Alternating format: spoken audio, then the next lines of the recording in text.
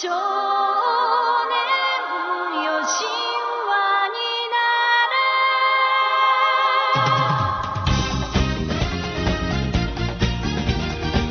れ。 Despite your personal feelings toward the series, there are few other anime that garner as much attention or critical debate as Evangelion, a series claimed by many to be one of the most influential in history.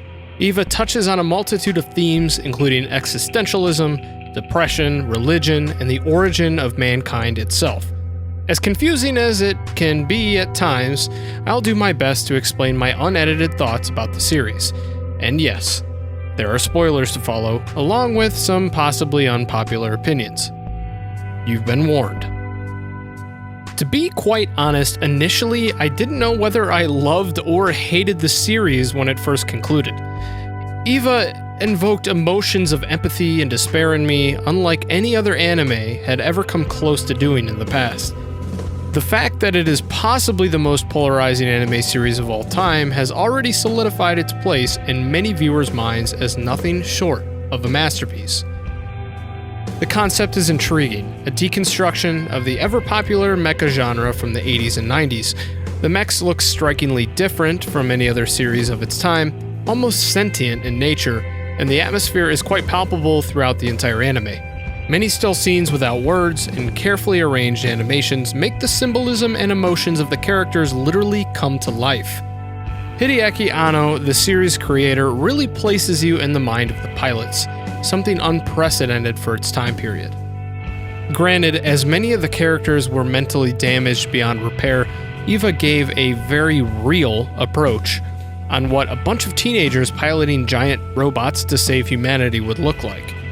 Both Shinji and Asuka are constantly grasping for the appraisal of others, using it as some sort of twisted sense of gratification to offset their lack of relationships with those that they want them with the most.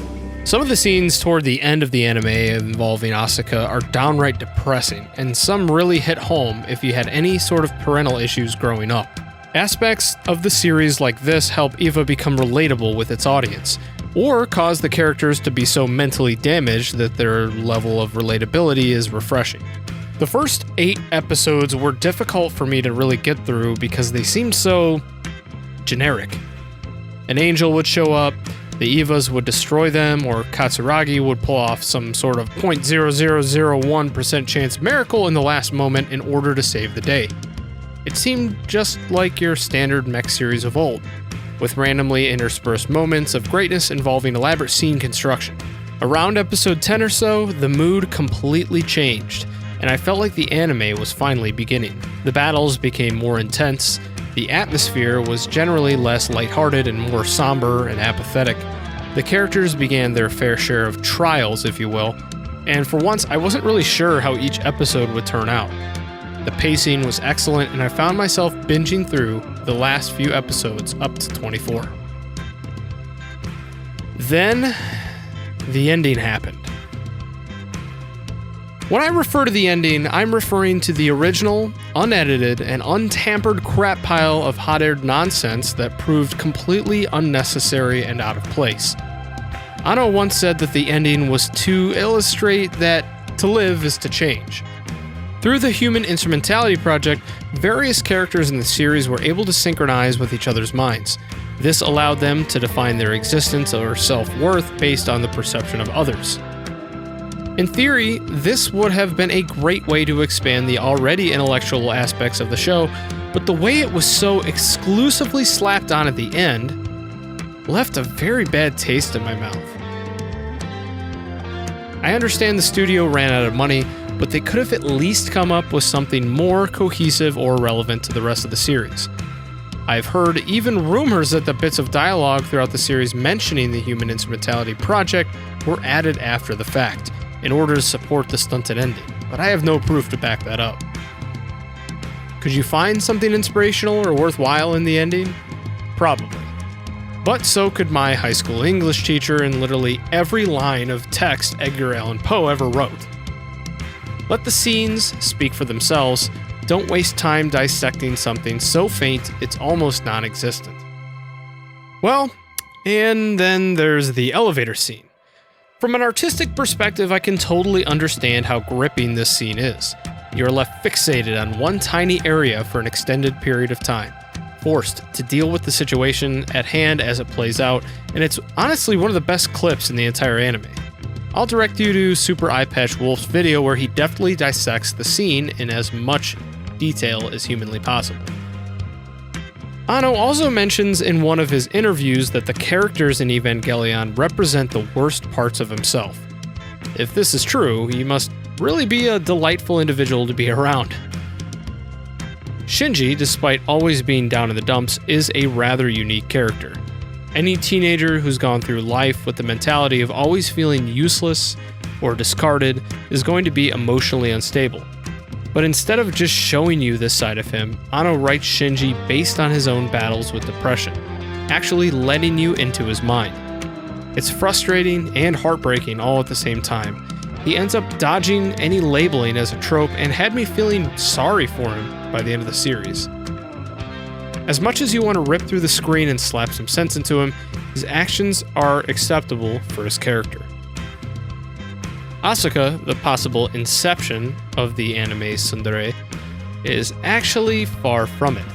She turns from an arrogant princess to a shattered soul as her failures mount and usefulness declines. And although she doesn't quite warm up to Shinji, she lets her guard down and becomes vulnerable toward the end. Another miraculous piece of character development was Katsuragi. She initially started off as my least favorite character, acting more bombastic and impulsive than any female I've ever encountered in real life, often using unfounded intuition to counter logic on a supervisory level. I found her interest in warming up to Shinji puzzling, and her actions could be classified as bipolar. Then, once her flaws and past were slowly unraveled, she became one of the most complex and fragile characters I can remember. Rei, the worst character in the series in my opinion, essentially emulated the stereotype she was created to break. Anno attempted to add developing emotions for her doll-like archetype, but ended up doing more harm than good. She was uninteresting in pretty much every facet, drawing you in only to lead you to dead ends regarding her personality and past. Even the side characters are developed appropriately, each with their own goals, desires, and fears, furthering my affinity for the writing of the characters. As good as the writing was for the concepts and characters, Anno left a lot of unanswered questions on the table in Eva. Where did the angels come from? Who is Adam? What is Lilith? What freak accident killed Shinji's mom? What makes children the ones who sink with the Evas? Why was Kaji obsessed with farming watermelons? All of these, sans the melons, were rather important pieces missing from the puzzle at the conclusion of the series. If Anno's goal was to leave everything so open-ended, he certainly succeeded in creating some lively debate amongst us in the anime community. Call me simple-minded, but I'm an engineer by trade. I have a very logical brain. I just don't buy the cop-out reason Anno gave for Eva's ambiguity. The answers are whatever the viewer wants them to be. That's got to be the cringiest excuse I've heard regarding loose ends in a plot. The moments of religious symbolism also rubbed me the wrong way, as it ignorantly seemed to mock Christianity as a whole. I'm not a religious nut, but if you're going to use links to it in symbolic ways, at least do your homework. A creative designer for Eva even said that the basis for many of the symbols used for religious intent were just kind of put there. None of the team were Christians or really understood the religion at all. It just sort of was sprinkled in there. The art and animation in Evangelion is on a whole different level for a 90s anime. It really is obvious that Gainax went past their budget with this one. The Eva designs look lifelike and visceral, and the angels themselves were uniquely designed. Their organic yet robotic composition was haunting, and many of the designs were creative in both appearance and functionality. The environments were vividly constructed, and the level of detail was uncanny at times, with many of the scenes incorporating copious amounts of symbolism or hidden messages. Sometimes it could be a stretch for me though, including the moments of awkward silence on the elevator, but I'm not really going to go there. The one with Shinji and the Eva near the end of the series, you get my point. Silence is great and can really help you emphasize certain emotions within the scene. but moderation is the key here. The music is also quite iconic for its time. Cruel Angel's Thesis is possibly one of the most recognizable anime openings ever, and Fly Me to the Moon is just as notable as an ending. The fanfarish music during battles is well orchestrated to set the mood, and the voice acting in both Japanese and English is among some of the best in the business. Shinji's screams alone are powerful enough to stay with you long after the series concludes. Well, the best way I can sum up Eva in one sentence is an intellectual and pondering deconstruction, leaving no hope on the table and many unanswered questions and lively debates. Watching Eva is an absolute must for any anime fan, based on just having an opinion, if for nothing else.